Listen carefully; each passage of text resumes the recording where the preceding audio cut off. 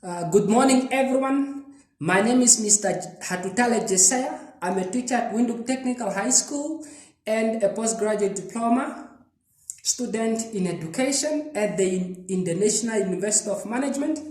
My student number is 1900499650. Okay, today I'm going to teach you fiscal science high-level class.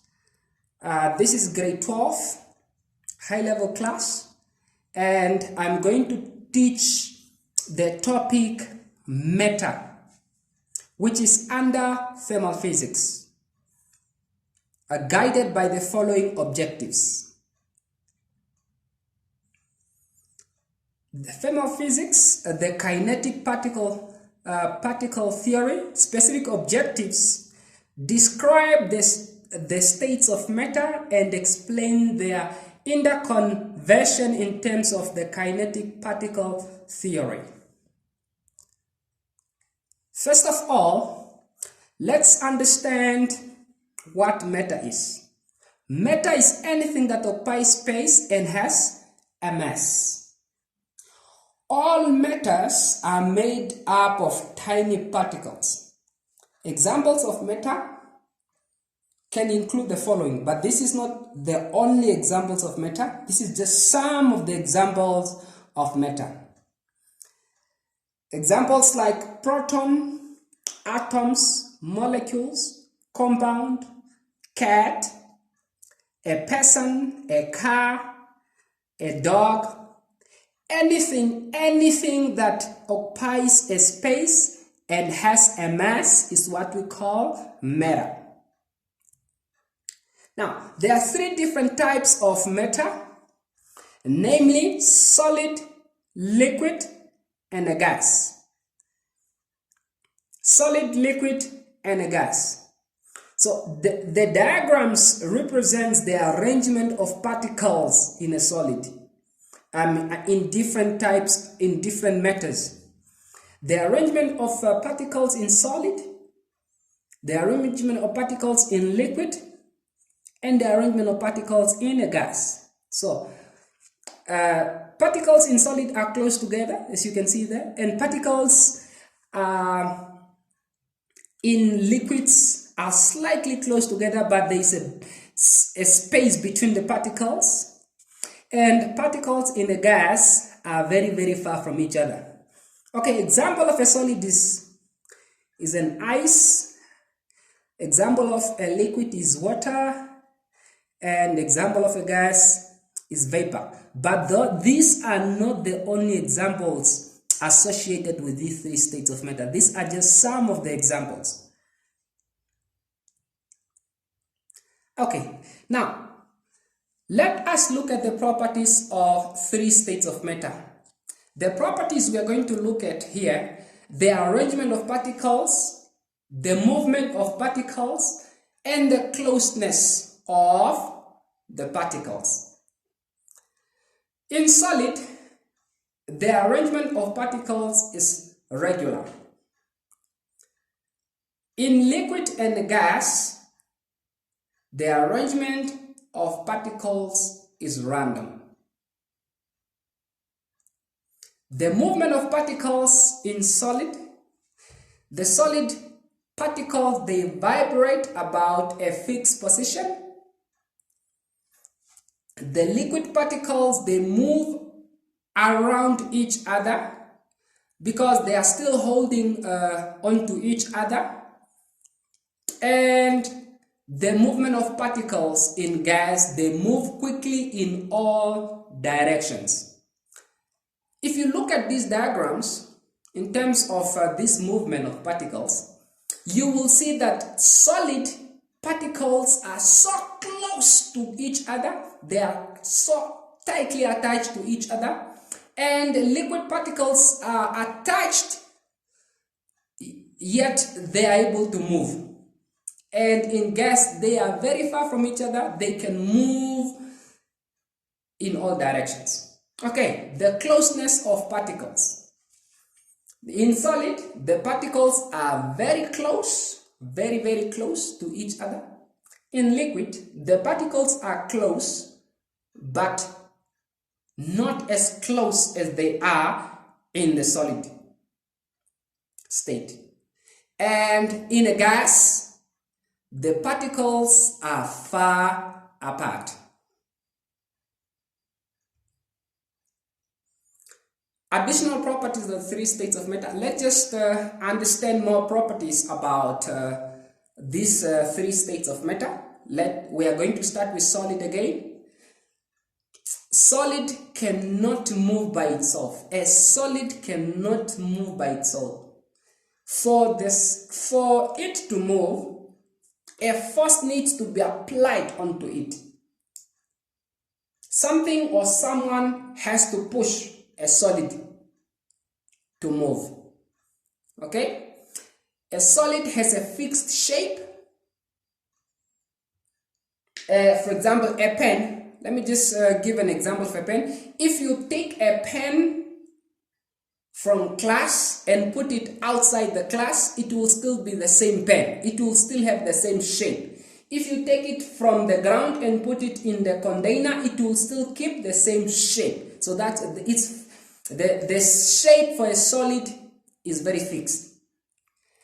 There are very strong forces between the particles, and there is very, very small space between the particles.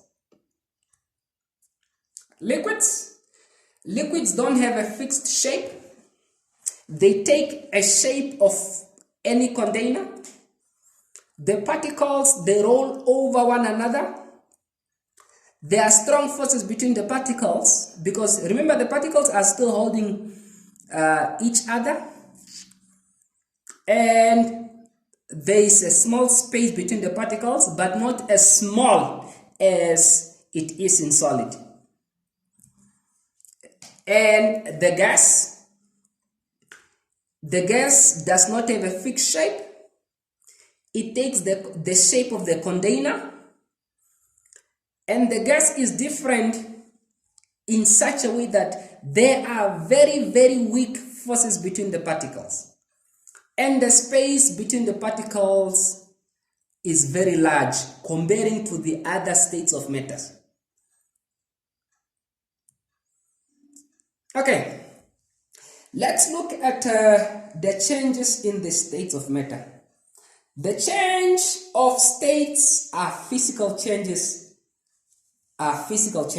Okay, the change in the states of matter are physical changes, which means they are reversible changes, and it does not involve a change in the chemical properties of these substances. And the common change include melting, freezing, condensation, and evaporation. These changes are shown in the diagram below. This diagram represents solid, liquid, and a gas, and the processes that take place among the 3 states. When you hit the solid,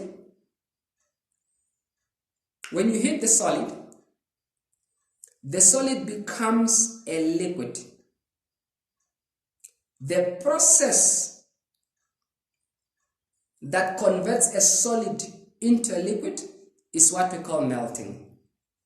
And when you heat the liquid, you heat it with enough energy, the liquid becomes gas. And the process that converts a liquid into a gas is what we call boiling or evaporation. Now, to convert a gas to liquid, you need to reduce heat. And that process of gas, of conversion of liquid from gas is what we call condensation. Okay, and then to convert a liquid to solid, you still need to lose weight. You still need to decrease the heat. And that process is called freezing. Okay, so those are the processes involved in the change in the states of matter. Let us look at the kinetic theory. Let us look at the kinetic theory of matter. The kinetic theory of matter is an idea that states that all matter is made up of tiny particles. The kinetic theory of matter is an idea that states that all matter is made up of tiny particles. It explains the physical properties of matter in terms of the movement of particles. The particles move around randomly and exert force on one another. The higher the temperature, the faster the particle move, and the lighter particles, they move faster than the heavier particles. So this theory, technically what it means, this theory is just giving us an idea of more about matter. It tells us the changes that take place within matter is physical. And these particles, they move around and they move randomly. And as they move, they exert force onto one another. And if you increase the temperature, then the particles will start to move faster, and the light particles will move faster comparing to the heavier ones. We are going to look at using the kinetic theory of matter, how to use the kinetic theory of matter. We can use the theory to explain how matter behaves. So we can technically use the kinetic theory of matter to explain how matter behaves. In a solid, the particles are close together and vibrate around fixed position in a regular arrangement. In solids, particles are close together, they vibrate around fixed position in a regular arrangement.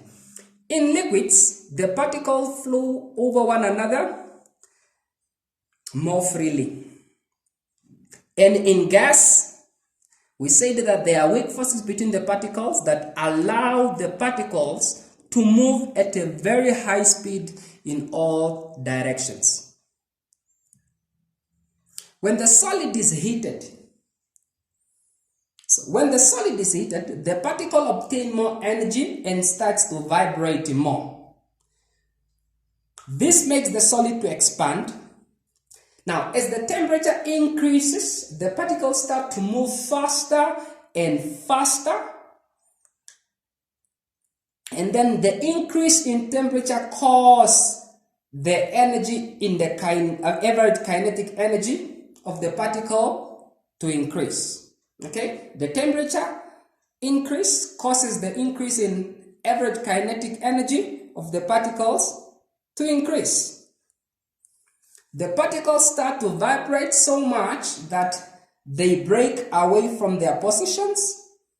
The solid starts to become a liquid at its melting point. So this means if you add energy to the particles gain energy in the solid, they start vibrating, and then the forces that are holding the particles break down to form liquid, okay, at its melting point. Now, while the solid particles are becoming a liquid, the temperature remains constant. The temperature remains constant. When the entire solid has melted and the liquid is heated further, its particles move faster as the temperature increases. As more heat energy is given to the liquid, it reaches its boiling point, and at this point the liquid changes into a gas. The temperature of the liquid does not rise above the boiling point until all the liquid has turned to gas. Okay, this is just the diagram to explain what was being spoken, or what I just said. If you look at my arrow, this is a solid, and then to this solid I add energy. When I add energy to this solid, then this solid will start to melt. The solid will start to melt. The particles will gain energy. As soon as the particles gain energy, they start moving, colliding with one another, until all the particles are away from each other to form what we call a solid. A liquid. Now, if you add energy into to a liquid, the particles gain energy. The particle gain more energy. They gain more energy into water, and then it starts to move away from each other with excitement to form a gas. And during this stage, during the stage where the water particles are becoming gas, or water particles changing into gas, the temperature remain constant. The temperature remain constant. They do not change. Okay. To conclude this topic, we have defined what matter is. We have defined what matter is, and we have defined matter as anything that occupies a space and has a mass. We have also spoke about the three different types of matter and their properties, and this diagram will help us to understand it better. We said that these are solid, liquid, and a gas. Solid, liquid, and a gas. We said that the arrangement of the solid particles is regular, and the arrangement of the liquid and the gas are random. Okay, and we said also that the particles move about a fixed position in the solid, and in liquids they move around each other, and in a gas they move quickly in all directions. The closeness of the particles, we said that in solid the particles are very close to each other. They are tightly attached to one another, and in liquid the particles are close, but they are not as close as they are in solid, and in gas they are far apart.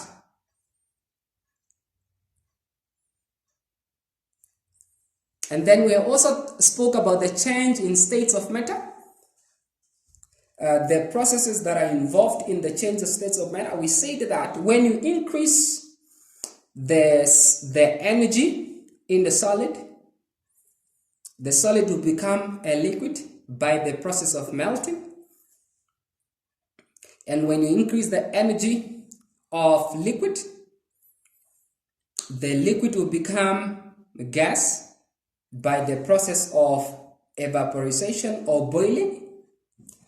And then when you decrease the energy of gas, the gas will become liquid, and that is by the process of condensation. And when you decrease the energy in liquid, the liquid will solidify and become solid, and the process is freezing. Okay, and then we also said we can now use this theory, this kinetic theory, to understand how a solid becomes a liquid and vice versa, and how the liquid become a gas and vice versa. So first of all, we have a solid. We have a solid over here. Look at my arrow. Over here we have a solid. If you add energy to this solid, the particles in the solid will gain energy. And then they will start to move, to vibrate in their fixed positions. And then as they vibrate, they are colliding with each other. And then they start to move away from each other slightly to form a liquid. When you see they form a liquid, in this case the liquid is indicated as water. And then when you add energy, or when you heat up this water, the particles will gain energy again. The particles will gain more energy, and then the particles will start to move further away from each other to become gas. Something that you need to put into consideration is that as the state is changing from one form to another, the energy remains constant.